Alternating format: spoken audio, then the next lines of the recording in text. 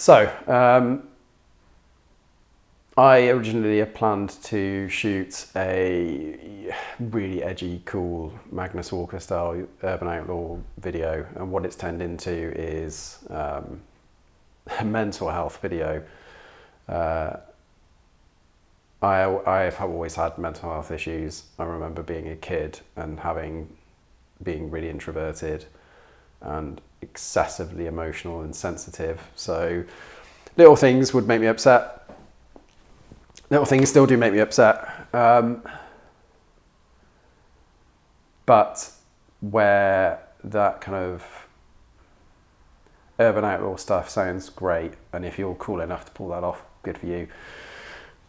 The reality is this trip went from being something like that to me learning to accept myself for who I am, being able to be truthful and honest to people about who I am. Still an introvert. I have a YouTube channel and a podcast, but it doesn't mean you don't. I have a YouTube channel and a podcast, but it doesn't mean that you have to be an extrovert to do that. It just means it takes energy from you. This trip originally was 8, I think, then 7, then 6, then 5, just me. And as I was growing up, I was bullied really badly, and ended up spending a lot of time on my own, but not by choice. So what that means is these things, throw a stone in a pond, and then the ripples take a while to go, and unfortunately they have never gone for me. So if I end up spending time on my own, I find that difficult and it feels like rejection. So to start with 8 and end up just me going on a road trip felt the same. It hit the same notes as I did when I was a kid. Don't want them to. It's not ideal, but that's the reality. And I decided to go on the trip anyway, with the hope that I would find a way of being comfortable with that, and wanted to come away from the trip feeling like it's okay to spend time on my own and I can enjoy it irrespective of how it comes about. The reality is Porsche, the brand, fancy watches, smart clothes, a 4K camera you're watching this through. Growing up, they were just completely ridiculous. And even my life now, sometimes it doesn't always feel like I've got it particularly good. But then when I think about growing up and going to work as a 15-year-old kid or 16-year-old kid, the money I earned was paying for food, not for kid stuff. I ended up being homeless at 17. Notice I didn't look at the camera when I said that. And all of those things stick with you, So if you're lucky to come from a really good background, then, I'm happy for you. Lots of us, millions of us watching this, hopefully, won't have had that experience. So, and then you get into the one-upmanship of YouTube and, the latest thing, and it's unsustainable. And it makes me not want to do it anymore. Which is why when I've talked about reengineering before, it's always been about the people, not the cars necessarily, or it's not been about who's got the most expensive car. I enjoy talking to people with, very inexpensive cars, and I enjoy the fancy stuff as well, but it's all about the people for me. It's got nothing to do with the brand is cool, but it's not who's got the most expensive car. I'm not attracted to that at all. So the reality is, though, because of that kind of being on my own a lot and finding it difficult to keep and make friends, this trip was really important. I'll do an outro and explain what I got from it, but going into it, what you're about to see was not huge amounts of confidence, personal self-confidence, practical self-confidence about getting through the trip on my own without something going wrong. I was really nervous. You know, people used like every single video that I've watched on YouTube of someone driving around Europe. It's so relaxed, it's so kind of chilled out, and yet here was I about to embark on this trip and was freaking out, if I'm honest, about the fact that I'd mess it all up. So I didn't, spoiler alert. Anyway, I'm 5 minutes in, nearly 6 minutes in, and it's probably enough of me talking, but I hope you enjoy the episode.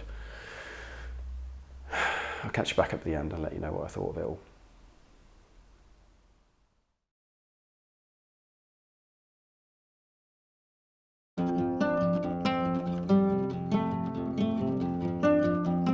You know, I said I was nervous. Yeah, I was nervous. I basically didn't shoot anything until I got across into France.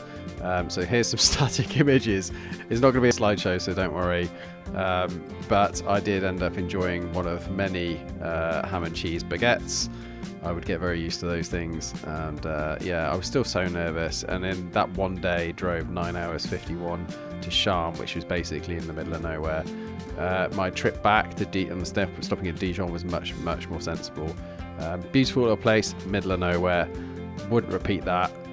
Great little Airbnb though, and it got me refreshed and started off for the next day. So here comes the footage of day 2, Charmes to Monaco.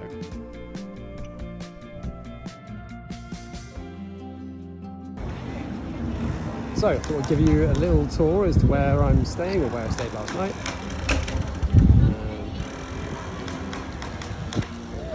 So this is obviously Monaco Harbour. Pretty nice.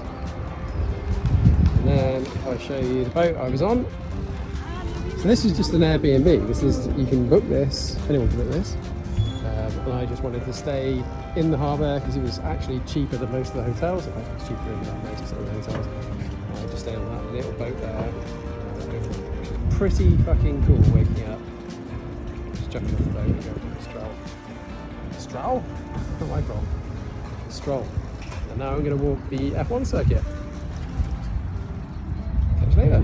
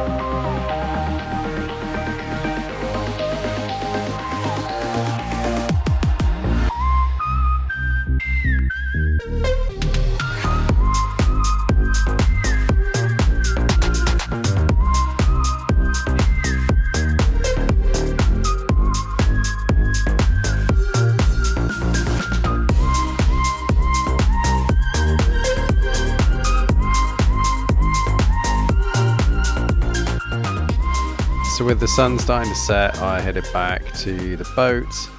and chilled out there and had an ice cream for a bit, and then went to where the yachties get their food. No fancy restaurants for me, and had a big fat pizza, and I don't even know what that was, but some alcohol, and then chilled out for the rest of the night before Monaco to Grasse to actually see some friends. So it looks like an amazing trip, right? And why on earth would you be unhappy so far? Well, I was actually really stressed about seeing my friends. I hadn't seen them in a while.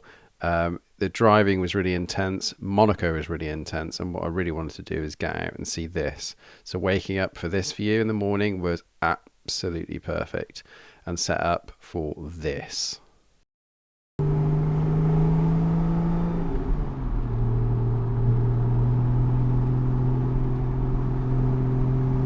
Yeah, this was worth it. I was hoping that the build-up was going to pay off. I was hoping that the long journey and the sleepless night, the stress, the kind of anxiety was going to pay off, and that actually have some semi-religious experience driving through the Alps, and it's definitely delivering that. And the crazy thing is, right, I always naturally think about people from the UK, but looking at the statistics from my audience, there's quite a lot of Indian followers. Hello to my Indian followers, hello to my North American followers, my Canadian followers. So people from all around the world, and Africa, there's a lot of African followers, amazingly.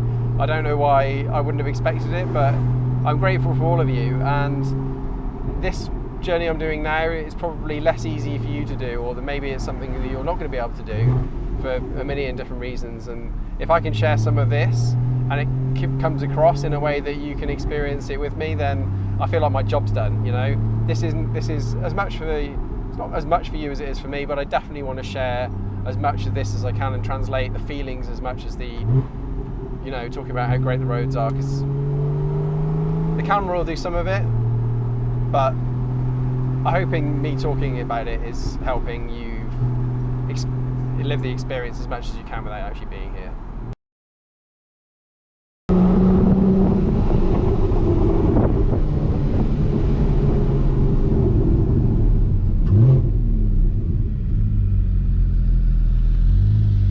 There?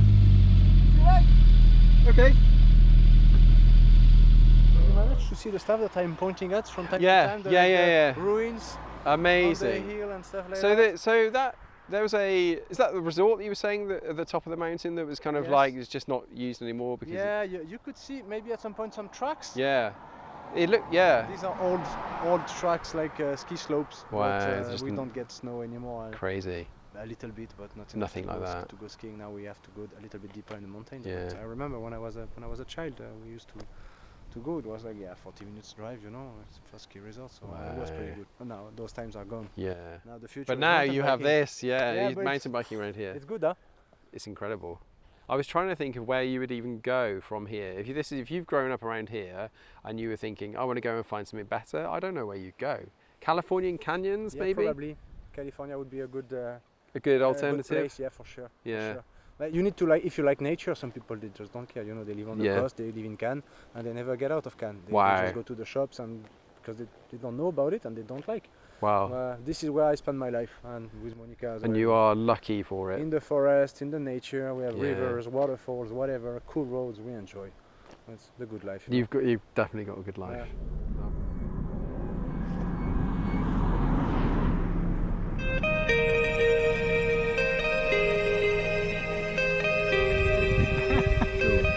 Okay, next step Gourdon. Yeah, thanks man. Welcome. From there we headed off to Gourdon, chilled out, had a cup of coffee, and that was pretty much the end of the day, and what a day it was.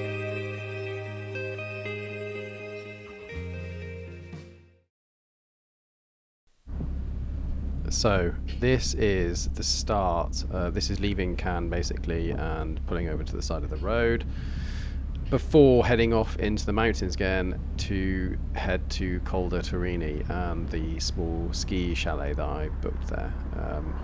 Cannes, didn't love it. It was more of Monaco, and by this point I'd really got to the stage where I didn't want any more of that and realised that my heart belongs to the Alps. These guys in front of me, there was quite a lot of these kind of guys where they were taking their bikes up, razzing round all the passes and then coming back and checking the bikes in the back of the van. Why, I don't know, but they did that.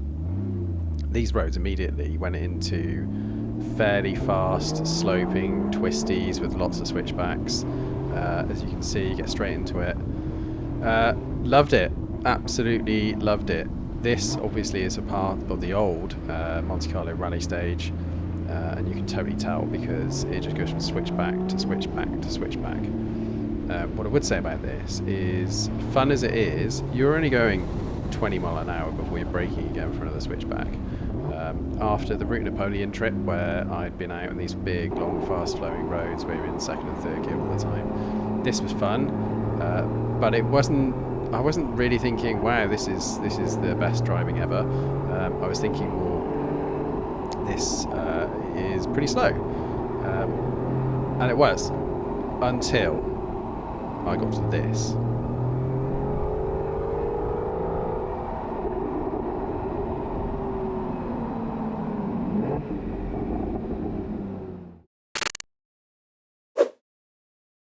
The Col de Serini. So we've reached the summit of the Col de Serini now. I hope you enjoyed that little trip up there, the mountainside there. Deeply impressive, although still people on the wrong side of the road, which always stresses me out.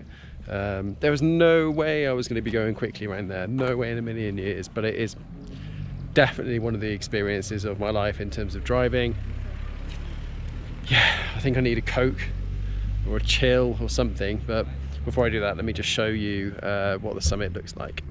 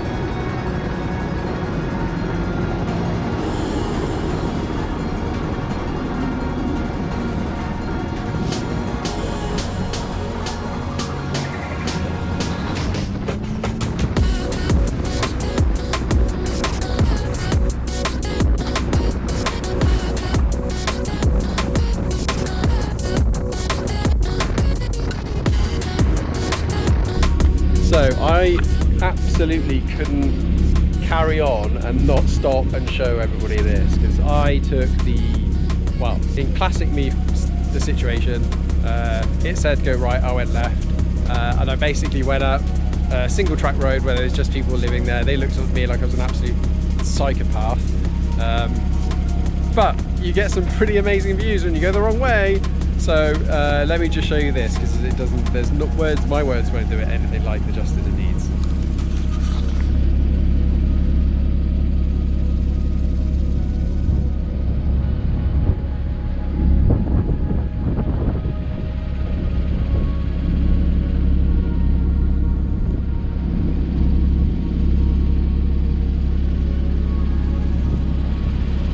How absolutely amazing is this? This car is here in the French Alps with these views. It's just mind-blowing.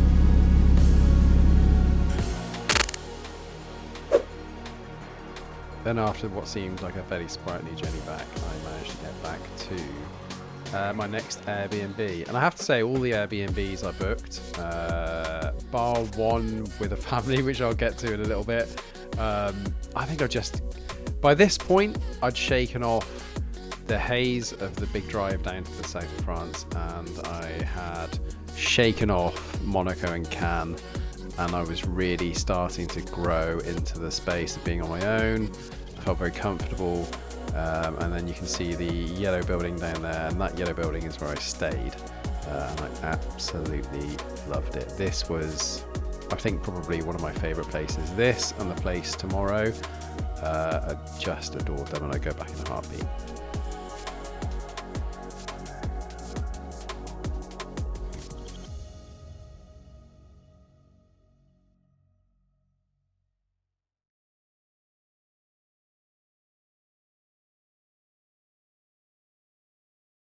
This is at the point where the roads were just phenomenal. You're climbing higher and higher into the Alps. I managed to get a decent night's sleep the night before, so I was feeling pretty refreshed. That chalet, like I said, I stayed in was amazing.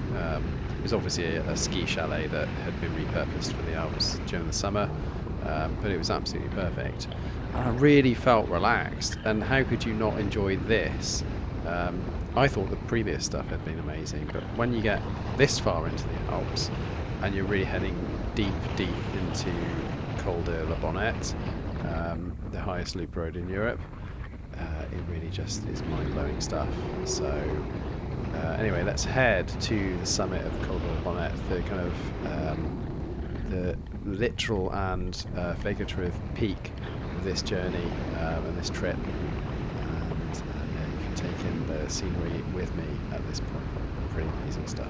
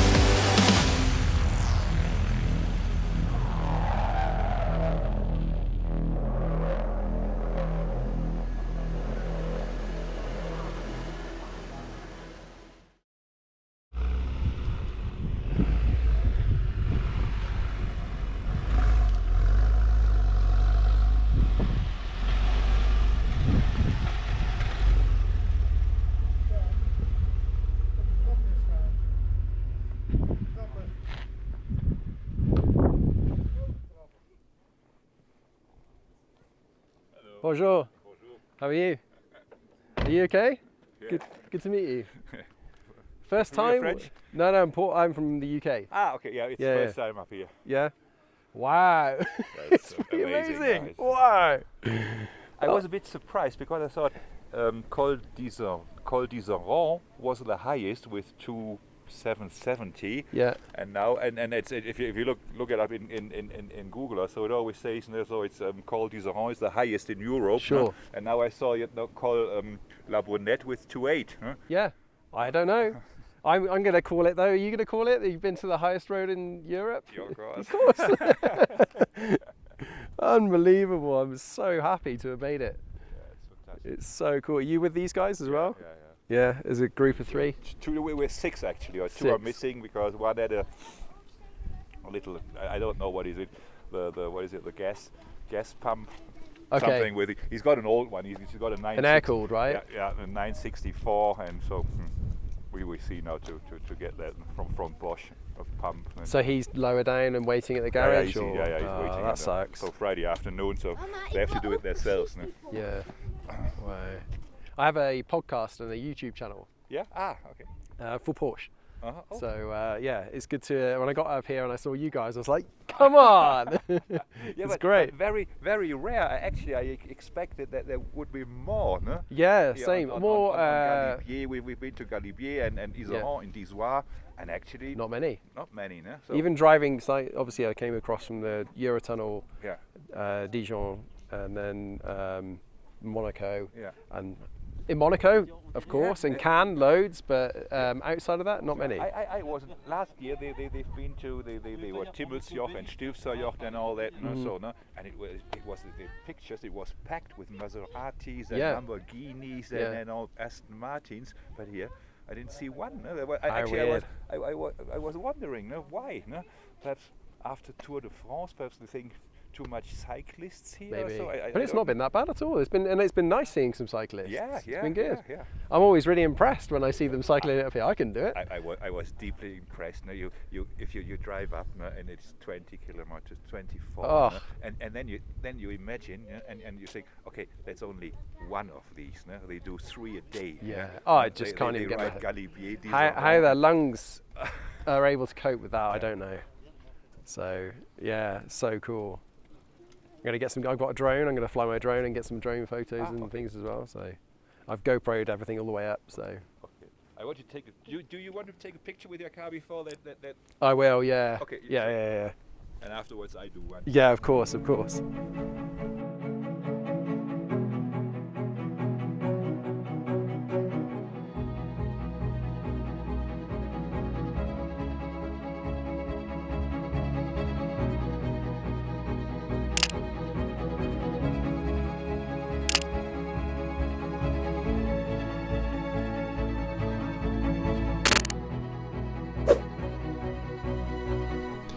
And after a good 30 or 40 minutes stood at the top of the mountain, taking in the views and chatting to people and just, big deep breaths of very thin but clear air, I began the trip back down the mountain again to head to Falcon de Barcelonnette, which was the next stop, and it marked the end of the hardcore firing across the mountain ranges in the Alps.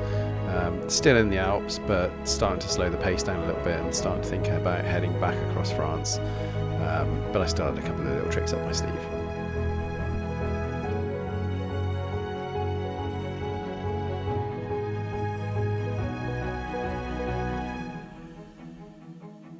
So after that time at the top of the mountain, this was intended of being a stopping point to recharge before heading back across France, and it absolutely nailed that brief. This peak. It was run as a non-profit yoga retreat, and very obviously so when you pull up. The hosts were amazing, the breakfast was incredible, and the best bit, it was about €45 a night, so unreal, and it really set me up for that next big trip back across France, where the next stop would be Dijon.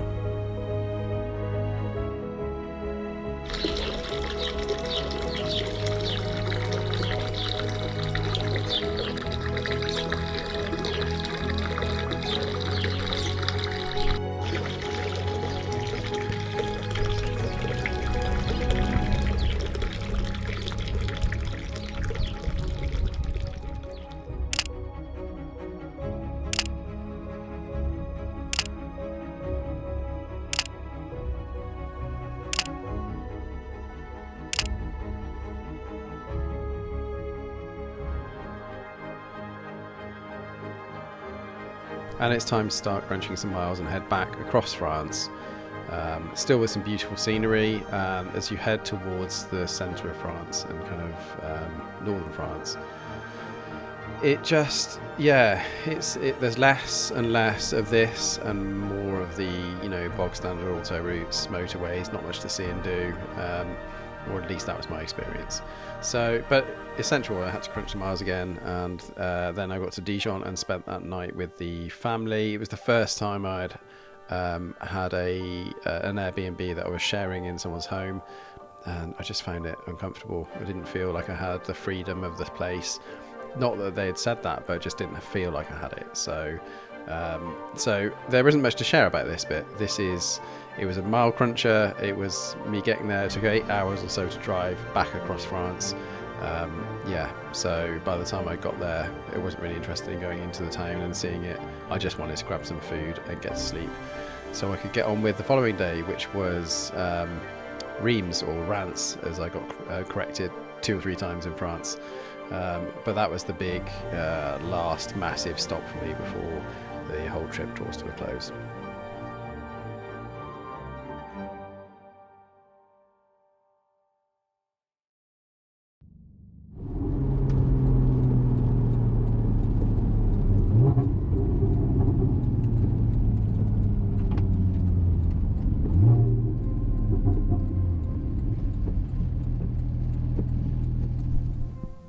Arriving at Reims circuit, having wanted to come here for so long and being pretty confident in the road trip now, totally settled into the driving and excited, relaxed. There's other places that I've been, Col de Torini, Bonette, but this was one of those, I have to go here for places.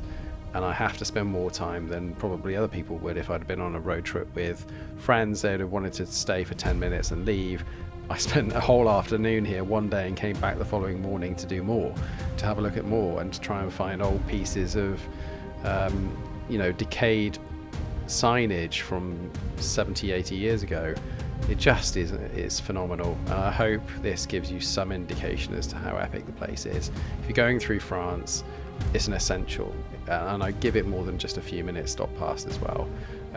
The drone footage you're seeing now is as much as I could find of the old circuit. I actually drove as much as I could, and then got to what you can see here, which is the farmers' fields, and flew the drone around trying to find any evidence of the circuit, which there's none. Where the car's parked, you can just about see now.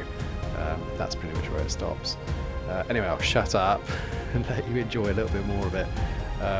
Needless to say, though, it was, there's been a few highlights, but this is definitely right up there for me with one of the things I'll always remember.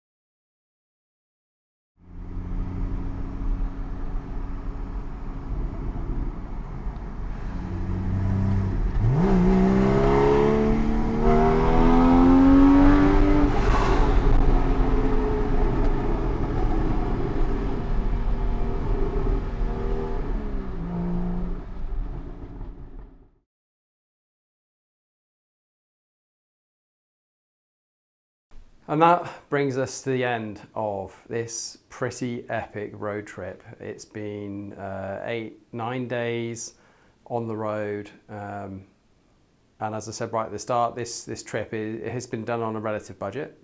It might not seem like it from this room because this is a particularly nice hotel that I've finished it on. But the rest of the trip was very much £50, £60 at the most each night. The big costs would have been petrol. I haven't worked out yet exactly what it's cost me, but I was filling up fairly regularly. Toll tag, I've been through loads of tolls and I have absolutely no idea what that's going to cost yet. Again, I'll probably update a later date with all of these facts and figures. Same with kilometres or miles covered. Don't know yet. What I will say is the nerves, and if you've listened to this in one whole batch, the nerves that I had when I first started on the journey have completely gone. I jumped in the car this morning and it was as if I was in the UK and I was doing it for a short drive then. So my feedback, if you are considering doing a road trip like this and a bit nervous about doing the drive, yeah, there's a bit of trepidation and feel the fear and do it anyway, but feel the fear and do it anyway, because once you get into it, it's really not that bad. I think genuinely, hand on heart, I made 2 or 3 mistakes where, this sounds terrible, but drove out and brain automatically, or went into autopilot and I turned left rather than across the road and then turned left. But you know, it was never an issue. Had a couple of embarrassing moments. The one that jumps out is arriving in Cannes, where I kind of pulled in someone's private drive. The gate closed behind me, and then I got stuck in there. Don't speak the language, obviously, and then tried to get myself out. Cannes and Monaco. I mean, I get it. You want the picture in Monaco. I'd wanted the picture in Monaco. I would never want to go drive back there. It was a complete disaster. It's so tight. It's so cramped. There's so much traffic. It's just a waste of time. I'm pretty sure there's decent public transport links in. Use those. Stay in Nice. Stay in Antibes. Stay in Grasse. Stay in Grasse. It's a bit further away, and it's a 45-minute journey in. But you're on Route Napoleon. In terms of the driving, the cross country right when I started is miserable. That 2 days, again, where I ballsed up and I didn't put the toll tag, I didn't choose toll routes on my sat-nav, so it was avoiding all the tolls, and that took me an extra, I don't know how many hours. It was been much quicker getting back across the country. I feel much less weary and tired. Some of that will be the anxiety of doing that drive in the first place, but I also know that it was a huge mistake. Route Napoleon, Col de Torini, Col de la Bonette, or Col de la Torini, I don't know. But those 3 days, I mean, that's what I went for. The Monaco thing was like a bit of a rite of passage, and I wanted to stay on a boat, tick, tick. But I don't want to be too wistful about how good the driving is there.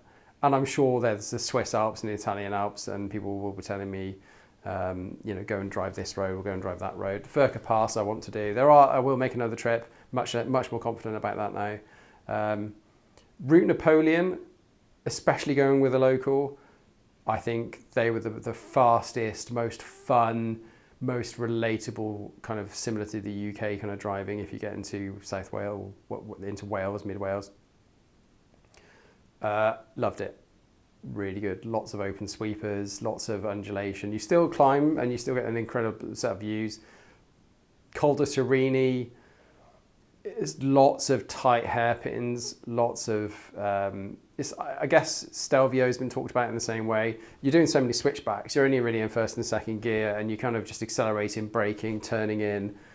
I don't think it's that great. It was a great experience and the views are incredible, and I'm glad I went. But in terms of a driving experience, Route Napoleon knocks it into next week. Col de la Bonette is an exception here. So there are, again, you're climbing to 2,806, 807. I can't even remember the actual height now, but it's very high. There's lots of switchbacks there, but there's also lots of open and flowing roads, and you know that you're kind of getting to achieve something by when you get to the top. So Route Napoleon and Col de la Bonette, and I think Col de la Bonette by the simple fact that I stayed in the most amazing Airbnb. If I was grading the Airbnbs, Barcelonette and staying in Falcon de Barcelonette, unbelievable. Absolutely unbelievable. I paid 47 euros, I think it was. I mean, it's pennies. And I had a beautiful room with an incredible view, lovely hosts, a great breakfast. I just couldn't believe that it was as cheap as it was. That is unequivocally the best Airbnb I've stayed in. The worst Airbnb I stayed in was probably last night in Reims. Pretty rubbish. More money, I think it was about 65 euros, and it was pretty run down. The local area, unfortunately, was quite run down as well. Didn't feel particularly safe. I couldn't find anywhere to eat on a Sunday. France on Sundays is a non-starter for fuel, for food, for shops. Everything shuts. I will happily be quizzed, but these are my experiences. So Barcelonette, best. Col de Bonette, Col de la Bonette, amazing. Route Napoleon, amazing. The journeys across the country, they are what they are. You've got to get there somehow. Don't relish doing those again. But I hope you've really enjoyed it. I hope I've got enough content. Reims itself, actually, that was a highlight. I went back this morning. So yesterday I was in Reims,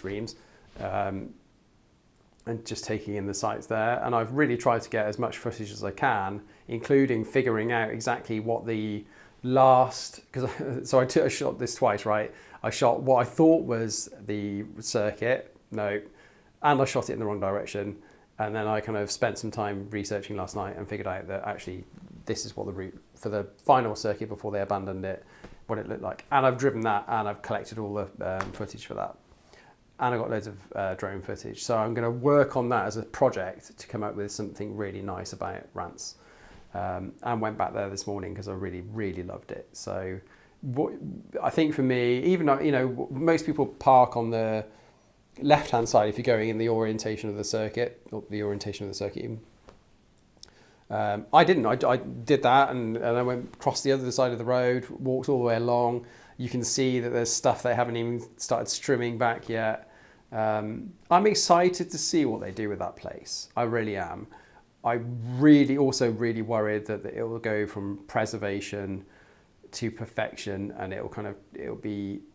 I used the word pastiche with a friend last night, and I think that's probably what I'm worried about. Is if you go to Goodwood's incredible. I'm lucky it's 25 minutes from me in the UK. It's an amazing place, and you definitely feel a sense of history there. But it's also very polished. It's had a lot of investment. It's used for the Festival of Speed. It's used for members meetings. Revival. It has to be in good order for that. This isn't. Reims is what Goodwood would have been if it had been abandoned. And for me, I want to see them retain that and do the bare minimum that they need to do to keep it safe for people to go and visit, and kind of inhibit decay, but not kind of reverse it and turn it into like a Hollywood version of a race circuit from the 50s, or the 1920s to the 1960s. But anyway, it's been an incredible journey. I'm going to take some time off now. This is the last night. My Eurotunnel is until after midday tomorrow. I'm an hour and a half from Calais here, but there's a lovely spa. I've just got told it's 70 euros to park my car in the car park in this hotel. No, that's not happening. So I'm going to have to go and move the car in a sec.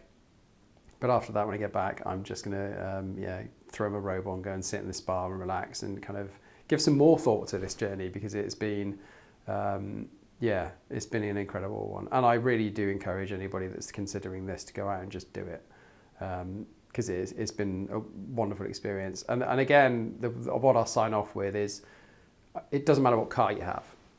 It doesn't matter whether you've got friends with you or you've got nobody with you. It doesn't matter if your journey is going to take 3 days or 6 or 10. Just do it. Just go and do it. You'll have the time of your life. I definitely have.